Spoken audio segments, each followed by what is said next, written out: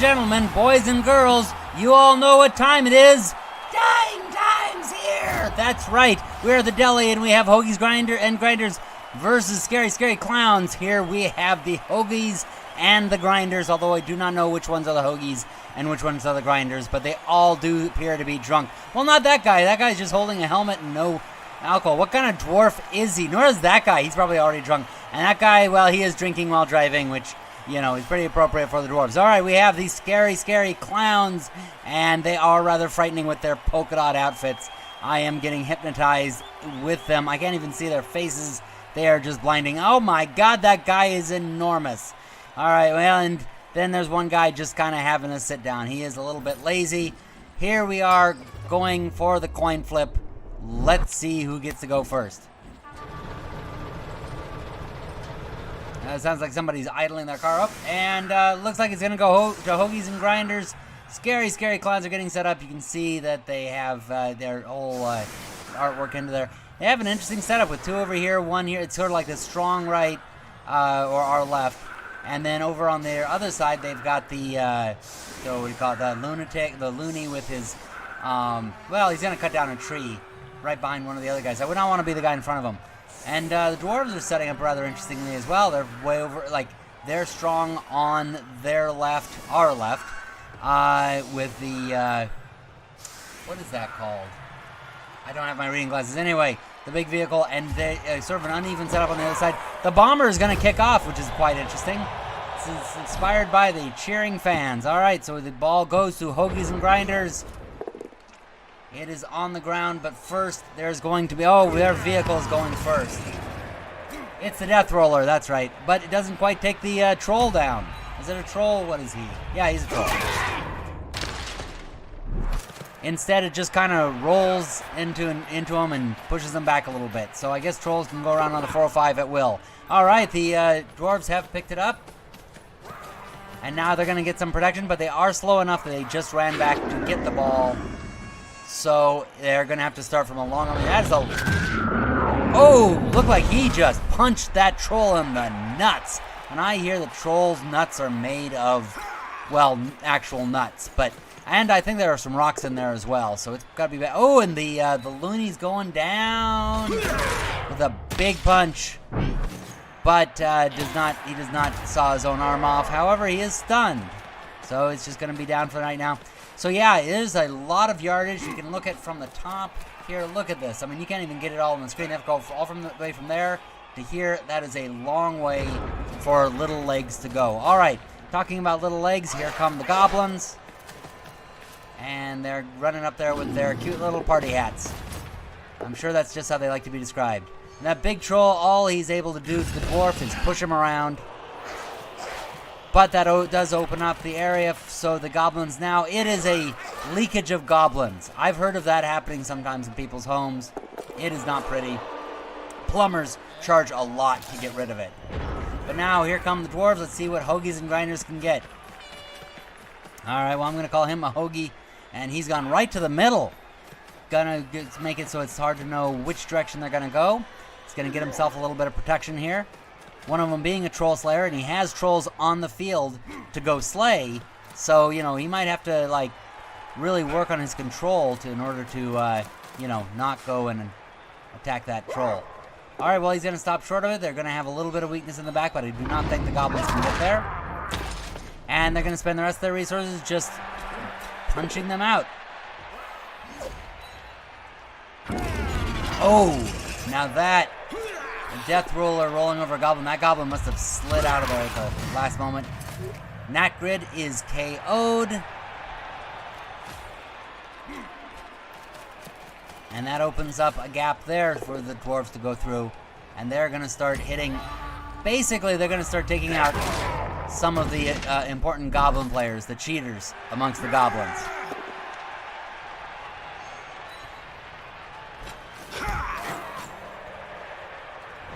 Alright, so they're going to knock them around a bit. And now come the goblins. Goblins are going to have to break through that dwarven fortress, which dwarven fortresses are always hard to get through. It is interesting how right out the gate, both sides have put their, not just their star players, but their vehicles and weapons that are kind of severe. So like the dwarves with the death rollers, Speak of the Devil, the bombardier, and their loony. All right. Oh, and here, speaking of loony, he is coming in. He tries to saw that dwarf in half, but dwarves are made of stone, Alright, the troll beating somebody around comes to the dwarven turn. And he's going to beat up a goblin as they are wont to do. Oh, he's just going to go back into place. I wonder if the dwarves are... Look, they're just going to build their cage right now. They're going to try to clear the way before they make it... that might come back to haunt them, because dwarves, they move so slow, they're going to need all the time they can get getting down that field. I guess they're just going to try to clear the way as much as possible. Zatpak is stunned. He's not taken out of this game. They're kind of expecting to knock these goblins unconscious, but they are not doing it. They're hurting them, but not taking them out. And another nut shot. And the dwarves are just going to stop them. They're playing defensively, which is something dwarves are good at, but, they're not going to make it very far if they just stay in place. All right. So goblins send their bomb. Take down one of their guys. T-Worst is stunned, but he's got a thick skull, so he's not going to be injured. And, one of the goblins, it's a bridge too far. They're not able to get through, so the dwarf just punches them out. So we're pretty much the same place we were last round. So, and that looked like it ran over us. I'm kind of afraid for the cameraman there. I don't even know. They didn't even say what happened to the goblin. I guess what happened to the goblin is, if you have to ask, you don't want to know. I mean, look at that. It's on his head. The death roll. Oh no, it's on his. Okay, it's between his legs. So. Yeah, that's bad enough as it is. So, alright. Dwarves are going to build the cage. They've made a little bit of yardage. As you can see, they've only made it a little distance, which is not very far. They're going to need to be able to make more yardage than this if they hope to get a touchdown.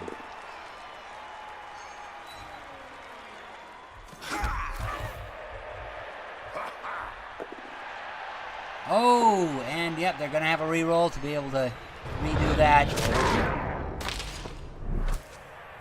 He's a little off to the side, but they really are. The dwarf strategy does seem to be, let's just injure these guys. Oh!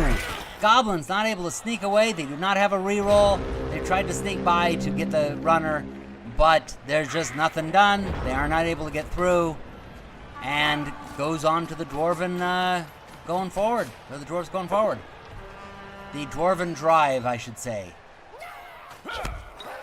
Punches the bombardier out of the way. Looks like they're going to try to get up there, although that is sort of dangerous. They are now going to get into range of that bombardier, so even if the goblins can't get through, they're going to be able to throw some bombs into there. These are two pretty fresh teams. There's no star players. Oh, I thought they was going to run over his own player.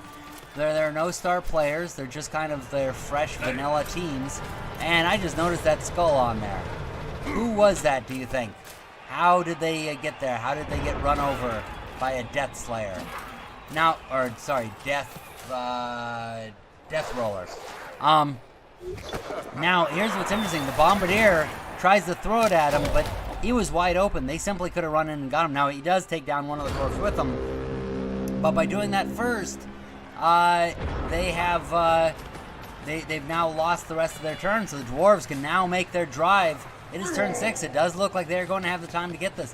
That was a mistake on the part of the goblins, because that dwarf was open. They could have gone after, but then again, who could they have gone after with? I can see they are covered quite a bit, so they were probably just trying to take whatever they could to throw at them. Now here comes the Death Roller. Gonna roll over a troll. It's a lot to roll over a troll, but he manages to do it. Scary, scary clowns are gonna get up. And they are going to, they're going to follow their commander Pennywise And, oh yeah, gotta use the loony while you can. Oh, and he is going to accidentally slice himself in half there. Zatpak is injured. He tried to juggle the chainsaw rather than use it, and he is done for. Goes for the dwarves. They are in touchdown range, and they're gonna go for it. Oh no, he's gonna go within 1 yard of it and just tease them. He's just gonna stand there. What is his name? Suppressa. Oh, and he's gonna give it to Cornard. Oh no, he's holding onto it. I thought he handed it over to him. He's just kind of leaning over and pulling down his pants to moon the goblins. Meanwhile, their teammates are just beating up as many goblins as possible. They're just like, open season! Let's beat them all up. We hate your polka dots. Your yellow polka dots are offensive. And here goes the death roller one more time. Oh, that looks like it hurts. River Fart is stunned. He's gonna go do the river dance. Have a rhythm to it. Tid Crit is KO'd. I'm just still picturing River Fart doing a river dance. Tap tap tap tap tap tap tap tap tap tap tap tap tap tap. All right, and now for the goblins, they're getting one last turn to just beat up as many dwarves as possible. Beef is injured, so they have taken Beef out of the picture. They are trying to make Beef what's for dinner. And I've never seen a bombardier. Oh, you know what? They really took a risk by not going in for the end zone, because the bombardier, I don't know if he could have gotten up and thrown it. If he could, they could have lost this drive just from from arrogance. But now the goblins try to go through. They lose the rest of their turn. It is the last turn of the game. Let's see if the dwarves are going to give it up by beating up. Nope, they are going to be smart and run it in for a touchdown. Suppressata gets the touchdown. He's going to have a drink to celebrate. And there they go with their cheerleaders. All of them are all the dwarves pretty much just go up to their waists, which always makes for very inappropriate interactions with them. But all right, so everybody's going to get back up just in time to go into the locker rooms for halftime.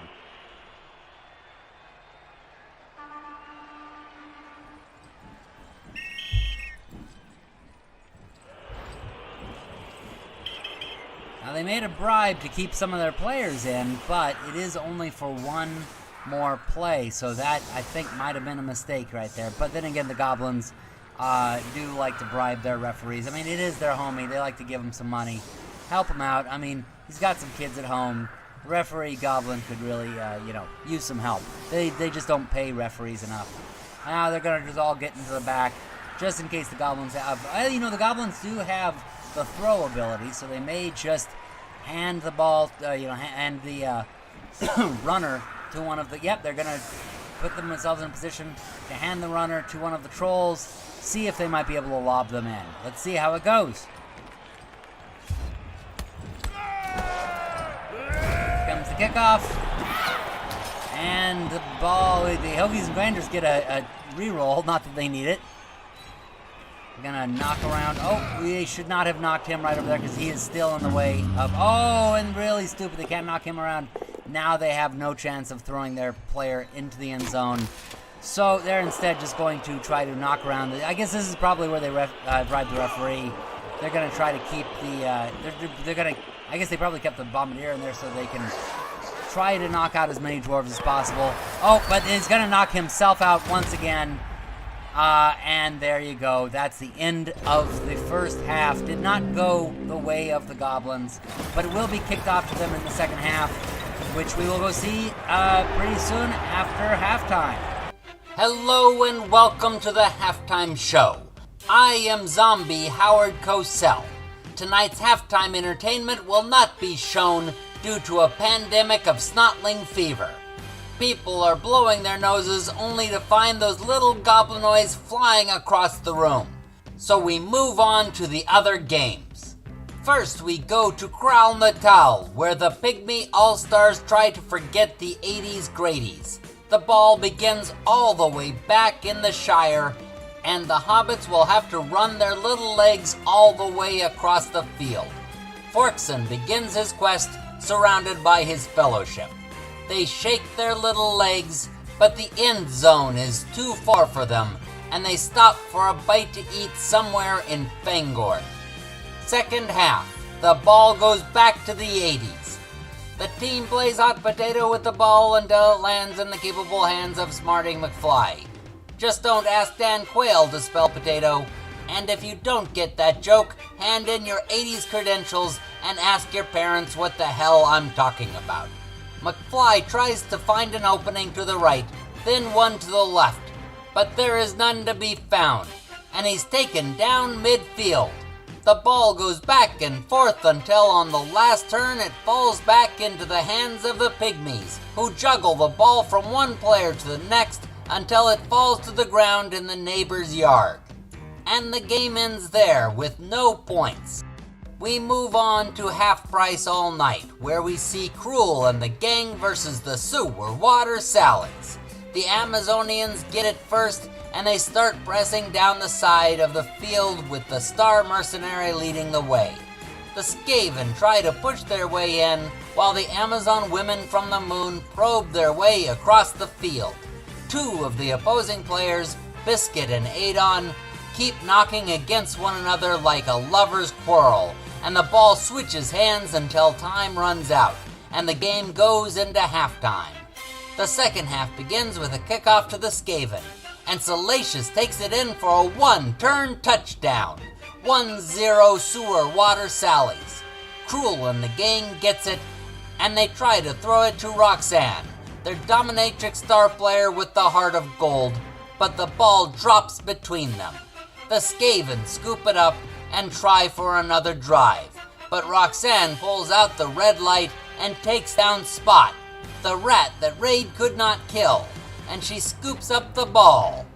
She is taken down in turn, but never fear, Alkea gets the ball and tosses it downfield to Alcatho for a touchdown. The ball is kicked to the Sallies, and Patches takes it down the right, but he is no Salacious, and he's stopped short of a TD by none other than Roxanne, who brings out the red light and takes the ball for herself. She gets it to Antiera, who runs it down for a touchdown, ending the game at 2-1. And then, it was a rainy day at the Meat Grinder, where the Mad Villains faced off against the Bashy Duckers. Fun fact, that is exactly what we called last year's Christmas dinner. Mad Villains get it first, but the Duckers push through and steal it. There is some back and forth, but eventually, Ducking Lunatic, the all-star who fought his way out of a loving family and survived a well-to-do hood, goes in for the touchdown. In the second half, the ball is kicked off to the Bashing Duckers, but a blitz from Mad Villains gets them in, and Lordy intercepts the ball. He's taken down, though, and the ball is too slick for anyone to pick it up, so it ends in a concession 2-0. And finally, last but not least, Jamie Ball was spotted at the game, sitting on her massage chair and enjoying herself thoroughly. Now let's get back to your regularly scheduled game.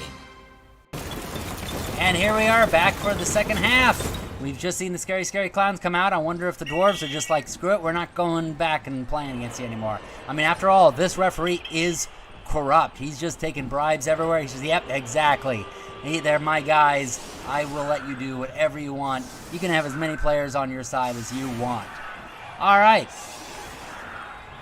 The dwarves are getting themselves set up. They have themselves set up from the before in the far back. We're going to see the defensive position now. Last time it was a bit uneven on the different sides. It was kind of interesting. Now we got something a little more symmetrical, although a bit stronger on the left. There we go. A bit more symmetrical because, yeah, you never know where your opponent's going to go. Of course, you can kick it a certain way, but you don't want to take too much of a chance, especially with tricksters as tricky as goblins. All right. They're kind of deciding where they want to be. Goblins are kind of wandering around the field.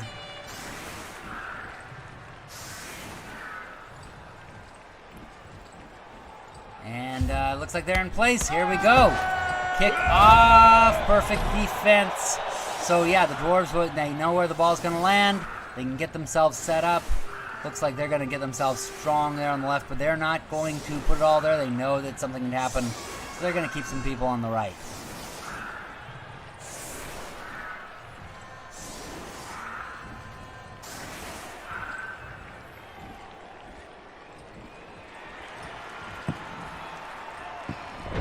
Now the ball is way over there on the right. Goblins are going to get themselves into place, keep the dwarves from going in there and stealing it. Oh, but they can't quite get to the ball. They trip. And I don't believe... Oh, they do have a reroll. They're going to use their one other reroll so they don't lose it right now. All right. And so it's just out of reach of the goblins. That's the problem. It's like way over there. But they do pick it up. And Nalgrill or whatever his name is cannot keep the ball. So it is between some of the goblins, but it's heartbreaking because they were really trying to get up there. To do it. It was actually a very good kick because of the fact that it's way over on the left. I mean, it's close to the front. You don't want your front players... if the front players have gone back for it, then they have no protection. If the back players go for it, they have to go for it. And will oftentimes slip. And so, the dwarves are moving in.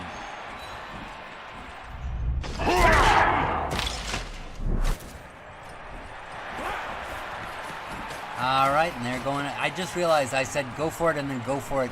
What I meant by that is that if they go for it, they have to try to make extra yards, which is called going for it, which makes it very confused because when you're just talking about going for the ball. Anyway, alright, well here goes the Bombardier, and Goblin, oh, nice throw right in between the dwarves, so it knocks one of them down.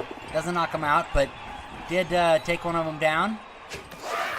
Oh, and the Goblin's going to roll that dwarf right out of the way. Oh my god. Oh, they use up... They did have one more reroll. I didn't see it. And they can't pick it up. These goblins, they just cannot get their hands around these balls. They can't quite figure it out. I have heard that goblins have trouble getting their hands around some balls. Oh, but then the dwarves have to use up their reroll. We now have no rerolls left in this game. So, because they've had to use their rerolls on some petty things. But the dwarves now pushing through to the ball. They're right in front of it. Goblins have not been able to pick it up. Just having a massive amount of trouble. Now they have a couple of them by it. The goblins are going to have to deal with two dwarves right by the ball. Luck is just not in their side. I hear that Nurgle does the dice god does not like goblins, and it is really showing today. Oh my god, and he tries to get to the ball but can't even get to it. He slips right in front of it, and we see up his dress. Man, these goblins cannot catch a break today. Nurgle truly hates them, and if I'm saying the name of the wrong name of the god, or the name of the wrong god, well, he can bite me. And as I say that, I get hit by lightning. Man, and now one of the only goblins is taken out of the way. Another one going to be knocked out of the way. Yep, knocked into the field. Quagrit is thrown to the crowd and injured. Even though it is probably... No, it's not their home field. It's a field of dwarves, so he really got himself messed up. Alright, but the dwarves have a difficulty getting through because they do have one goblin in the way. But one of them has knocked him down. He has tackle, so he has taken that goblin down. You now have a dwarf. What is his name? It is... his name is Donner. I left my reading glasses upstairs. Anyway, he's gone it. He's grabbed the ball. He is on his way. He is running. It is number 6. Heading towards the end zone. Now the goblins have a chance to try to stop him, but they don't really have much of a chance. Things are just not looking up for them. It is hard to be a goblin in Blood Bowl. I mean, it's hard enough already to be a goblin in Blood Bowl, just because they're small and diminutive, and they oftentimes get their butt kicked. Oh, but they did take Liververse down, and that was nice. But when luck is also against you... Oh, here we go, but they're going to just take revenge on these dwarves. Oh, step on his belly. River Fart is sent off. He was just doing his River Fart dance. I mean, why do they get so picky about that? Stepping on the dwarf is a time-honored tradition. But now they get a touchdown. Sopressata once again. I'm surprised I didn't recognize him before. Anyway, number 6, Soperseta, with 2 touchdowns. Too bad he isn't going to get any SPP since this is a resurrection tournament. But he sure looked happy with his celebration drink. We're celebrating with our own cheap vodka and Mountain Dew. Yes, it is the drink of the gods and the gods of trailer parks, let's face it. But anyway, all right. So we're going to now go. Oh, Sneak It is sent off. Unig is also sent off, and this time they do not have any more bribes. And so you are just left with how many goblins here? 1, 2, 3, 4, 5, 6, 7 goblins. This would need a miracle from the god of goblins or the god of the clowns. I don't know how that would work, what a clown god would look like. They would need a lot of makeup. But anyway, all right, quick snap. They now have it. Now Grit has the ball, and the rest are going to just sort of wander around the field and go, well, I don't know. Your guess is as good as mine. Oh, now he's got the ball. He got right into position. He's going to run right into the middle of all of them. And then they're going to just, oh, he's going to hand off the ball to the troll. No, it's going to stumble out of the trolls. You know what? He probably was offering himself, saying, pick me up, stupid. And the troll tried to get the ball and just flew over his shoulder. So that does not work out for the goblins. And now they're just going to take a beating. This is going to look ugly.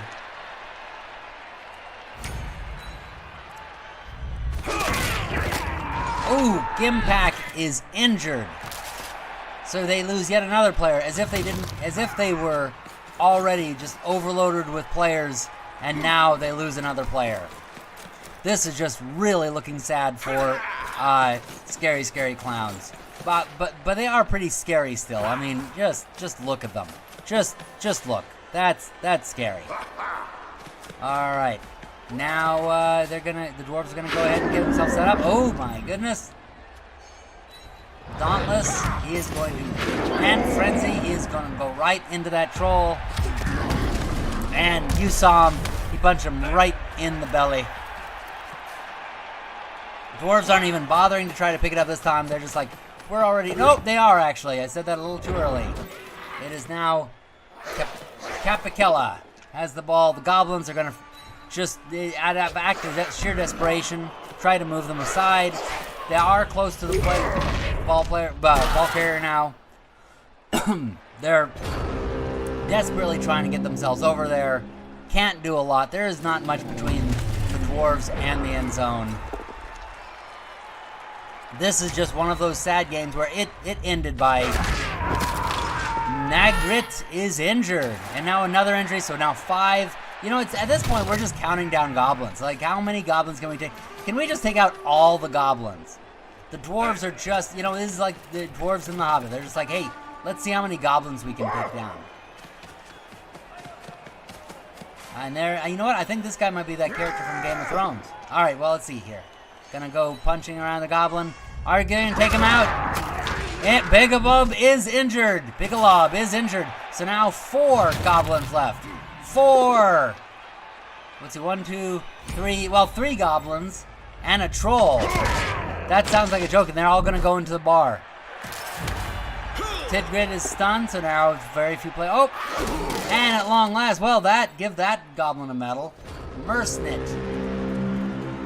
He's like, I ain't gonna take this no more. I'm gonna kick you in the face. And oh, now the goblins are gonna they're like, screw it, we're just gonna go around injuring dwarves. Let's just step on his face.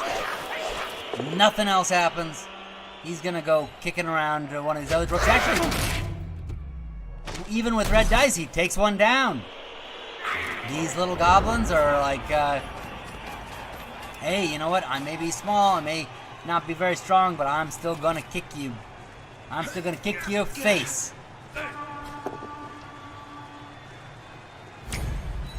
And the dwarves are like, oh yeah? That kick in the face felt good. Now how'd this feel?